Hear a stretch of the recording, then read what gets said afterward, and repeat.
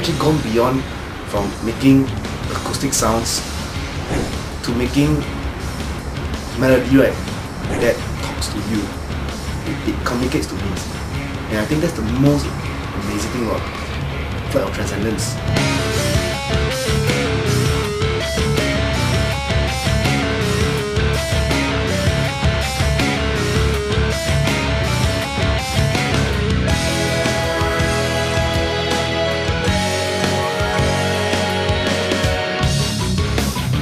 The amount of time that they took to do this whole thing, it was actually a piece of work that had a lot of love. It somehow crossed boundaries, it crossed into different genres and all that. I mean, it touched on what they were feeling at that time, you know. So it's a very emotional album. Yeah. You cannot do this kind of album in say a month. You know, you need to take time and you need, you know, to go through different experiences to put whatever you're feeling at that time into your songs, and you know, you will see a growth of the music and a growth of how the songs develop.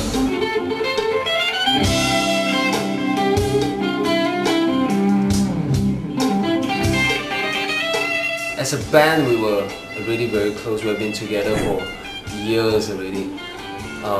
It's like we were literally married to each other, but the recording of this album, the making of this album, the whole process and the whole journey somewhat makes us even closer. In between the whole recording process, there were very tense moments and very depressing moments. Ezal's father passed away at that time, and also Wayne, who was around, you know, when they were recording, passed away also. And we also got news that Joanna's dad had cancer, so you know, the whole mood was very somber and very depressing.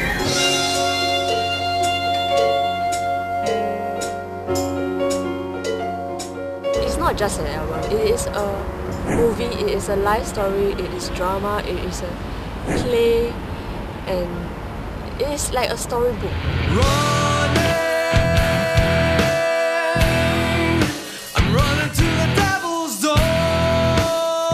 Making of the Ezal has indeed been an experience. It's like midnight right now, Tuesday morning. And we have done almost like 80% of the whole album for drums only. Check out the rest while they struggle through their parts.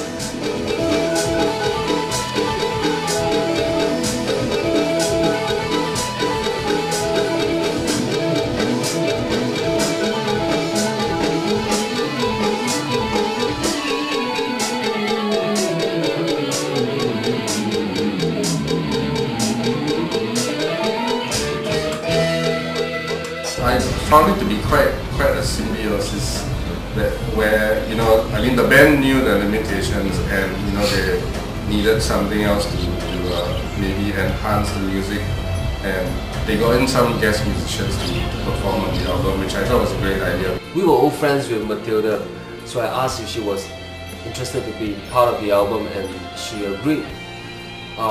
So I brought her down to the studios, and she asked, what am I supposed to do? And I said, you just listen to the track and improvise. She said, okay. It was the crescendo and, you know, the climax of the part of the song, and she added that dimension whereby you feel the music just soaring at the end. So she went up, the record button was pressed, take one, she sang, and we were like, whoa.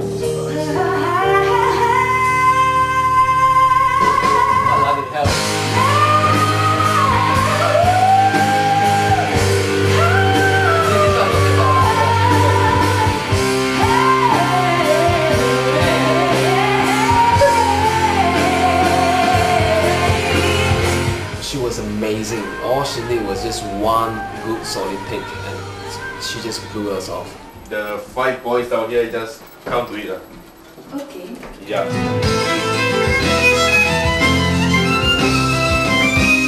Joan Chu, she's amazing, she's a perfectionist. I first met her when we were sessioning for singer-songwriter Shannon Tang, and I brought her in because there was this one little segment of the song The Green Phantasm, which Leonard calls it the Robin Hood segment. What she played was actually the favorite part of a song that I like very much. I mean, I call it the Robin Hood part.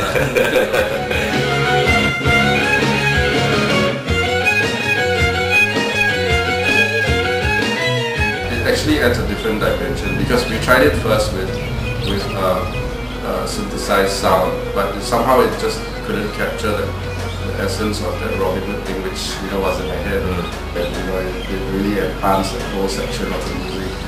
Where was I? 5. Okay. 6, 7, 8, 2, 3, 4, 1. We're very honored to have gotten Mark Lim, our dear old friend, to come back to play for us for a particular track. It's very important for us to have him play because he was essentially a part of the band that created that very song.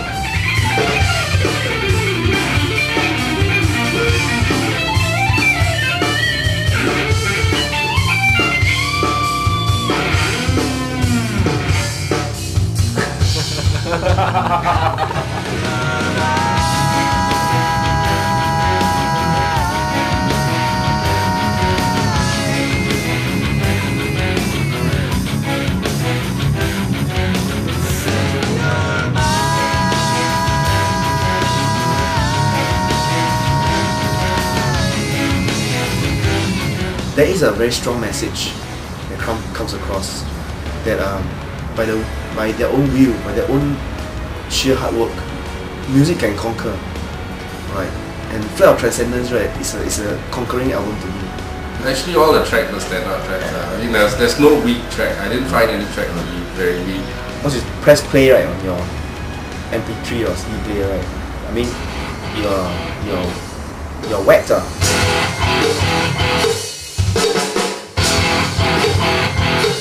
Each of the band members are very easy to work with, and they were very nice people, very fun to work with.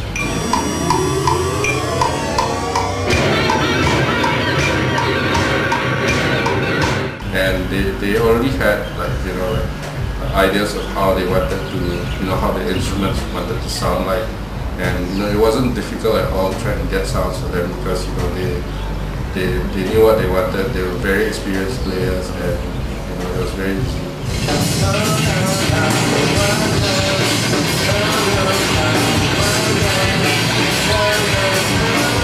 Mr. Leonard Soosay, his reputation precedes him. I mean, I've heard so much about him since I was a little boy, learning about music, growing up and watching bands play and looking at the back of cassettes and people talk about Leonard Soosay. And there I was in the studio meeting him and letting him work wonders.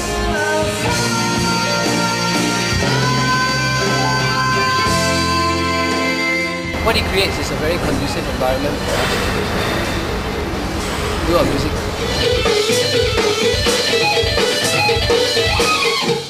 Wow, what's that? Actually, interesting thing about Zero Sequence is that most of them actually in the band session for people outside, in the sense that they go Cari Makan shows where they play in pubs, play in clubs.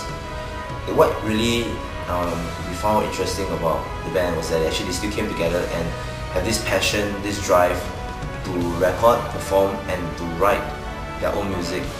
Flight of Transcendence is very honest, it's very sincere, it's a refreshing oral experience. It's also a very special album produced by 6 very special people.